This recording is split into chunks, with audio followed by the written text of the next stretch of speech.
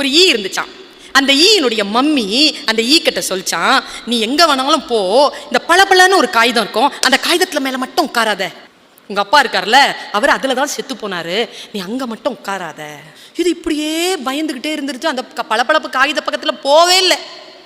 இதனுடைய ஃப்ரெண்ட்ஸ் இருக்காங்கல்ல, அவங்க எல்லாருமே அந்த பளபளப்பு காகிதத்தில் போய் உட்காரதும், அப்படி ஜால்ரா காட்டி அப்படி சால்ஜாப்பு பண்ணி அப்படி வர்றதுமா பயங்கர சாகசம் பண்ணுறாங்க. இந்த ஈ பார்க்குது. நம்மளை மட்டும் எங்கள் அம்மா சொல்லிட்டு செத்து போயிடுச்சு போவாதுன்னு. அவங்களுக்குலாம் அம்மா இல்லையா? அவங்க அம்மாலாம் சொல்லலையா? அவங்க மட்டும் விளையாடுறாங்க, நான் மட்டும் அங்கே போகக்கூடாது, எங்கள் அம்மா சொல்லிருச்சே. அது அப்படி இப்படி போய் அது வர்றது, அந்த ஃப்ரெண்ட்ஸ் வர்றது அவ்வளவு ஜாலி அதுக்கு. அது அந்த பசங்களை பார்த்து பார்த்து மனசு இதாகி ஒரு வாட்டி என்ன பண்ணுச்சு, தானும் போய் பார்த்துருவோன்ட்டு ஓடி போய் அந்த பளபளப்பு காகிதத்துக்கு மேலே அப்படி போகாமல் கிட்ட போயிட்டு அப்படி பறந்து வந்துருச்சு. காகிதம் ஒன்றும் பண்ணல, ஒன்றுமே பண்ணலையே. ஏன் இந்த அம்மா என்ன பயமுறுத்துச்சு?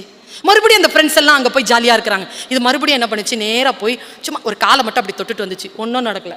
பாரு, அது நம்ம போயிட்டு வரோம், அது ஒன்றும் செய்யலை, எங்கள் அம்மா இதை வேணான்னு சொல்லிச்சேன்னு. மறுபடியும் போய் கொஞ்சம் நேரம் பறந்து திரிஞ்சு அது மேலே உட்காந்துச்சு. பாருங்க, அவ்வளவு பிரமாதமாக இருக்குது. ஏன்னா தன் முகம் தானே தெரிகிறது, பளபளப்பாக இருக்கிறது, வழுக்குது. அப்படி ஓடி கீடி மறுபடியும் ஃப்ரெண்ட்ஸோடு சேர்ந்து பறந்து வந்து 2-3 வாட்டி பறந்து வந்து ஜாலியாக விளையாடிருச்சு.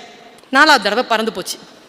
அது போய் ஜாலியாக விளையாடுறேன்னு சொல்லிட்டு அதில் உட்காந்துச்சு. அந்த சுகத்தில் படுத்து தூங்கிருச்சு. முழிக்குது. முழிச்சா தன்னுடைய ஒரு ரெக்கை இருக்குல்ல, அதை அந்த காகிதத்தில் ஒட்டிக்குச்சு. அதால் பறக்க முடியல. இழுக்குது. கண்டிப்பாக அது பறக்கணும்னா அந்த ரெக்கையை அது இழந்தாகணும். நான் இங்கே கதையை நிறுத்துறேன். அது ரெக்கையை இழந்துச்சா வாழ்க்கையை இழந்துச்சாலாம் நான் கதை சொல்ல விரும்பலை. அந்த ஈ என்ன பண்ணுச்சு? நம்ம வாழ்க்கையில் அந்த ஈயாக என்ன செய்கிறோம்?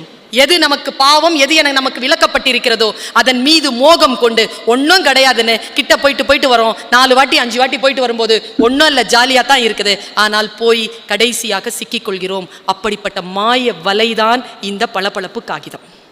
அந்த காகிதம் இருக்குல்ல, குடியாக இருக்கலாம், போதையாக இருக்கலாம், சிகரெட்டாக இருக்கலாம், தகாத உறவாக இருக்கலாம். இது எல்லாம் வலைகள். முதலில் போனால் சுகமாகத்தான் இருக்கும், ஒன்னும் பெரிய ஆபத்தா தெரியாது.